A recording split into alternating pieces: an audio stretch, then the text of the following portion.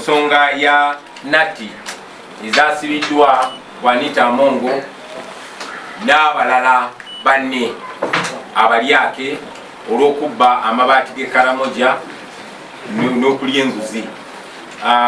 Newankubadde Anita Mongo yekka yaliko nnatti zino, naye twasabye nnatti zino baziteeke ku bonna abenyigira mu bikolwa bino ebyobukenuzi. Ensonga lwaki tusaba amawanga gano ganaggwadda ge tukolagana nago, Uganda gekolagana nago, agavujirira Uganda sente gye baliira sente zaffe ze batubyeko. Ensonga lwaki tubasaba bassennatti ku bakulembeze abatulugunya abantu n'abali b'enguzi n'ababba sente z'abanaku, era ensonga lwaki tujaguza nnyo buli webabaako gwe bataddeko nnatti, tusobola bizingira mu kigambo kimu, impunity. Kugendayo kwe kubalaga, kwe kwogera oluzungu, kwe kusibaza ennatti. Twasobodde tutyo kifuna amangu. Sama tetuli banjawulo ku bannayuganda balala bonna, naye ansa zino oba ebikolwa bino twasobodde bifuna amangu kubanga okusookera ddala tetuli ba bulijjo. Yeffe bali, naye ate ng'ogyeko n'ekyo njagala mmanyi nti okuyaayana kwammwe kuwulirizibwa, okukaaba kwammwe kuwulirizibwa. Posti ze mukola ku Facebook ne mutaginga zi gavumenti zino eza European Union, eza UK, eza America bikola. Zi tweet ze mukola ne mubasaba okussa envumbo ku bantu bano zikola. Kati ffe okutuuka meetings zino twazikubyeko bukubi kafuufu, kubanga omulimu ogusinga mwe bannayuganda mugukoze mwe abali wano ne bannaffe abali mu diaspora. Temulekera okukozesa social media, temulekera okutaginga abantu bano, temulekera okulabisa. Bino byonna bibala byakulabisa. Twatuuseeyo nga tetweyogeza bweyogeza wabula ng'ensonga bagimanyi. Ffe twagenzeeyo nga bakulembeze kugamba bugambi okay, okukaba kwa bannayuganda mukulabye nti kwe kuno, ne bagamba mwagala tukole ki, ne mugamba kaba wuyo na wuyo na wuyo na wuyo. Ate abo be batono atubuza notubuza nti baani abalala abali targeted bangi nnyo. Omubbi omukulu ye Museveni ne banne bannabbanja n'abalala bakinyigiddemu balukolobi n'abalala bano ba Anita Mongo. Ekyo kikyali kituuza n'abalala bajja, buli amanyi nti mubbi, buli amanyi nti yakwata ku mabaati g'ekalamoja, buli amanyi nti yenyigira mu kunyagulula eddembe ly'abannayuganda, buli amanyi nti yenyigira mu kutulugunya abannayuganda, okuwamba abannayuganda bonna nga ne mukyala wanga lyamwali, bonna bali targeted. Njagala okutwala n'omukisa guno okwebaza diaspora timu zaffe, okwebaza Comrade Kauma, okwebaza Comrade Lee Oriema Kachogena mu luzungu. I want to take this opportunity to thank and salute our diaspora leadership, Comrade Daniel Kauma, Comrade Lee Oriema, Peter Ekakoru, and all the leaders that we have in the diaspora for standing firm, for leading us, for insisting, for knocking on doors, for petitioning, for speaking a lot of English, a lot of French, a lot of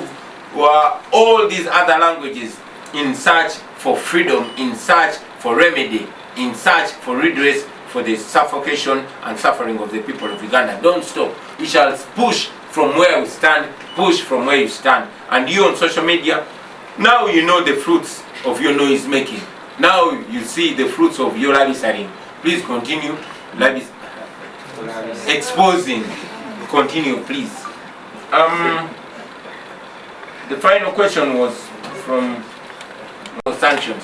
People like Kasigazi, people like Wangadia, people like Nabanja, everybody that is involved in gross human rights violations, everybody that is involved in the raping of women in custody in CMI, everybody that is involved in the sodomizing of young men in CMI in detention, everybody that is involved in the torture of detainees in CMI, in police custody, we are coming for you.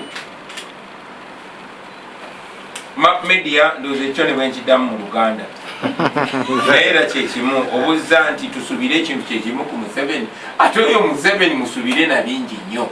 Kubanga oyo Museveni yalinga Bashir. Naye ebibye nizo kubibategeeza nga bituuseewo. Thank you very much. I'll take one more round of. N'abo abali mu makomera abatali musango. newankubadde lisiti eyo yali yatwalibwa dda mu parliament. Lisiti eyo era yamuweebwa. Kakati ali mu kusaba kiwandiiko nga kiriko omukono gwange n'ogw'abakulembeze bannange.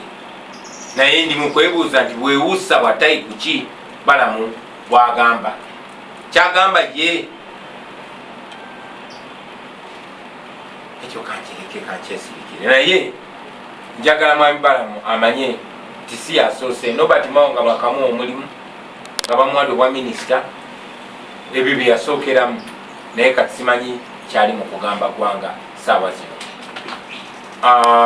Mwami Balamu alinga agamba nti ekooti tezirina mugaso, n'ebitongole ebikwatibwako ku nsonga eyo tebirina mugaso, nti omuntu bw'aba ng'aziza omusango nga bebagamba nti aziza omusango, olina agenda wa minisita wa Museveni ow'abaana n'abavubuka n'omusaba, ye n'agenda ewa Museveni n'afukamira, Museveni n'agira nti bamute. Museveni si ge mateeka, Museveni si ye Katonda. Tulina amateeka wano newankubadde tegaweebwa kitiibwa.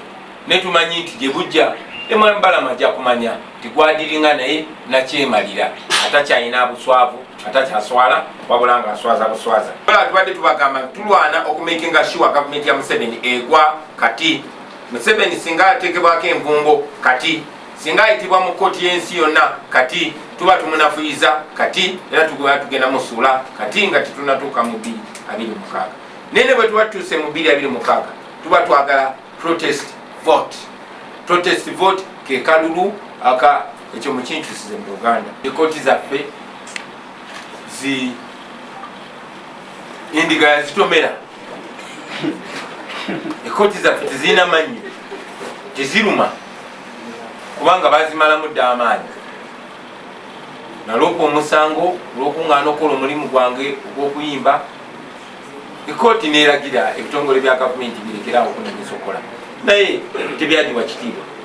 Emmotoka zange muli Tundra baziwambira mu Arua zikyaliyo, kkooti yalagira bazinzirize naye baagana ozinzirize, n'ebirala bingi nnyo. So tewali nfuga y'amateeka wano asemumanyago, saagala twenyimbe. Omukyalo mwambuuziza nti bwere nja kiddamu wadde tekiri ku mulamwa n'omulundi kinsanzeewa. Bwe kinsanze bwe kindika nze nonkyaniriza nnyo kuba Dr. Besigye tukwatagana bulungi, ffenna atulwanyisa nakyemalira, ffenna twagala buli omu akwate bwakwata okulaba nga tunafunya Museveni. So kirungi nnyo okutambulira nkunga ne bakulembeze bannaffe bonna bonna bwe batambula kasita message baba batambuza eba yakunafuya oluvannyuma tusobole okusuula Museveni. Eyo njiwerukaminga nnyo. Mwabalina akatengo, nsaba akatengo kamwe mukeesigalize. Tomwe temulaba nti kyabwewusa. Abasuubuzi babonaabona olw'emisolo egibwakaligibwa nga gibakaligibwa bano ababbi abakozi ba Museveni nga gibakaligirwa basobole okufuna sente ze baneegabira. Ono tumuwaddeyo obukadde 10, ono tumuwaddeyo 5, ono tumuwaddeyo meka, neno Anita monga ayagala biliyoni meka. Ezo sente babanzibe. Museveni buli lunaku akozesa biliyoni 2. Agenda n'ekibaasa ekyokugaba buli walaga. Ebyo byonna byonna bikolebwa mu sente zammwe ez'omusolo. Babakaliga emisolo gye mutasobola, egizimba nguudo, egizimba amalwaliro, egikola ku byanjigiriza, wabula gikola okubanyigiriza na kweyagala kwabwe. Kakati ekyo kitwagala okusitopinga, era ndowooza mulaba tutandise ate tukyagendera ddala mu maaso.